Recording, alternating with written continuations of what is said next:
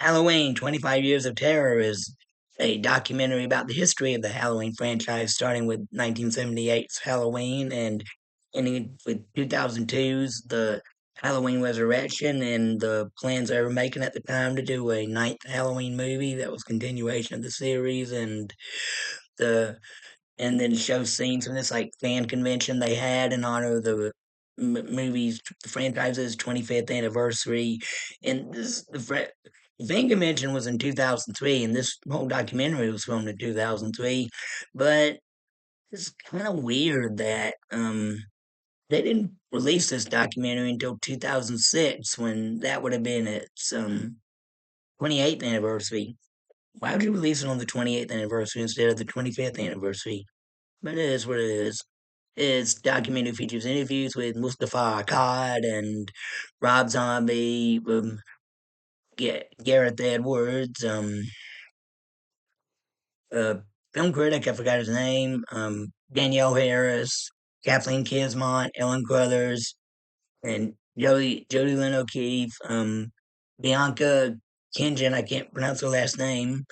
Yeah, so it's mostly interviews with film critics, the directors, writers, producers, actors from the all all of the previous 8 Halloween movies, and it does not feature like they didn't record interviews with like Jamie Lee Curtis or John Carpenter or Deborah Hill or any of the other main cast members or directors, writers you expected to be interviewed in this. They just used old interview footage from other documentaries about the making of the Halloween movies.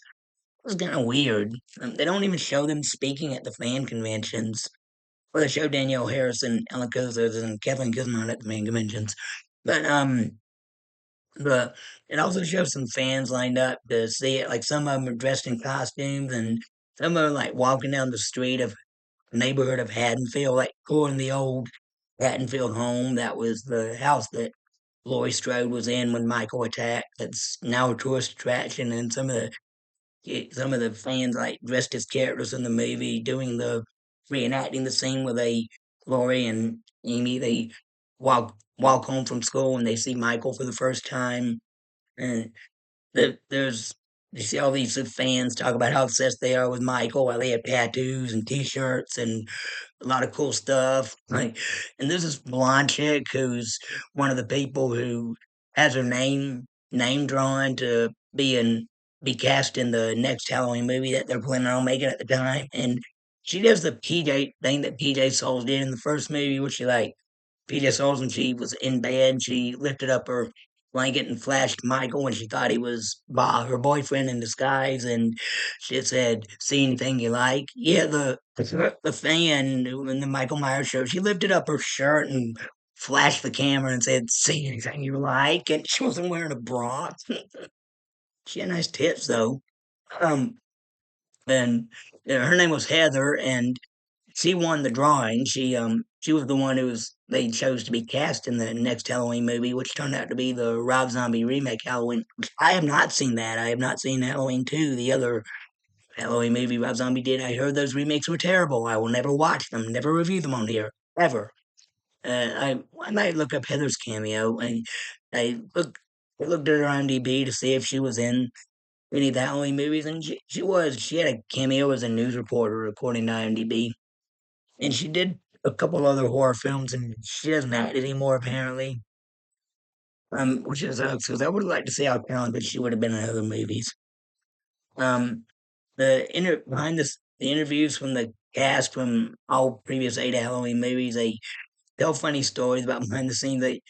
Bianca, she tells a story about how during the filming of Halloween Resurrection, the guy who played Michael, he would he got nervous doing the stunt scene that he would fart, and she said before he did a stunt, she would hear him go.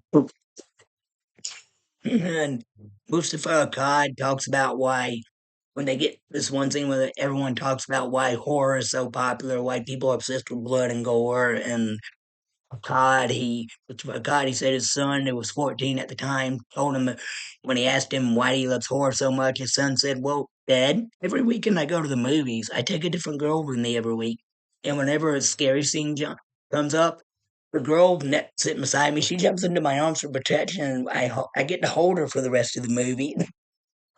So there you go. That's why people love horror.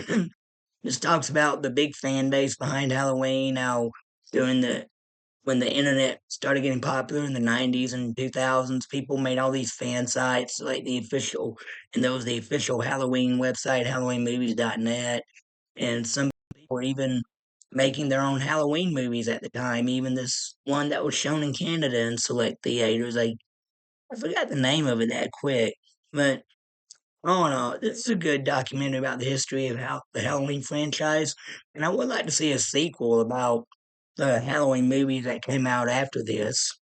But anyway, it's a good documentary. I give it two thumbs up. All right, that's my review. If you like it, please hit the like button, subscribe for more. Thank you. God bless you. Bye.